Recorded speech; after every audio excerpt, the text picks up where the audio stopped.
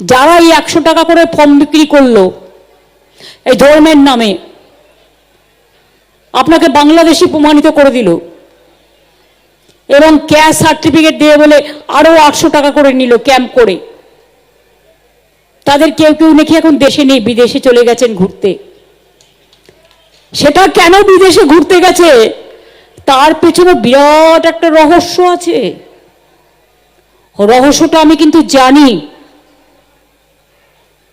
তৃণমূলের কেউ কিছু না করলেও তাকে জেলে ঢুকিয়ে দাও, আর বিজেপির মন্ত্রীরা চুরি করলেও বিদেশে পাঠিয়ে দাও। বিচারিতা কেন পালিয়েছে? তার কারণ নিজেকে সেভ করার জন্য।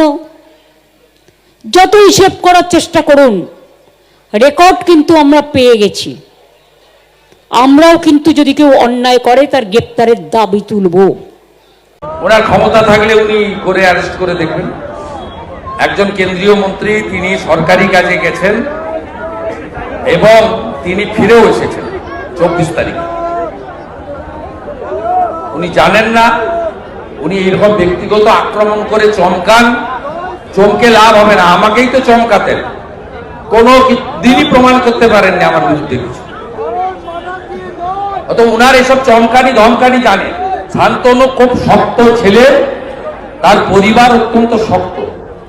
ও জানে না আমি যেমন মন্ত্রিত্ব ছেড়ে উনাকে চ্যালেঞ্জ করেছি, শান্তনুর বাবা মঞ্জুর কৃষ্ণ ঠাকুরকে কিন্তু উনি তাড়াননি।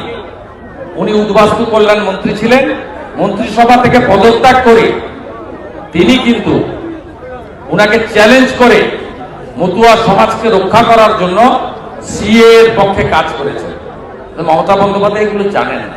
উনি আজকে যেগুলো বলেছেন গুন্ডাদের মতো ভাষা, এবং এই ভাষা কোনো প্রশাসনিক কর্তৃ রাজনৈতিক নেত্রীর মুখে মানে না।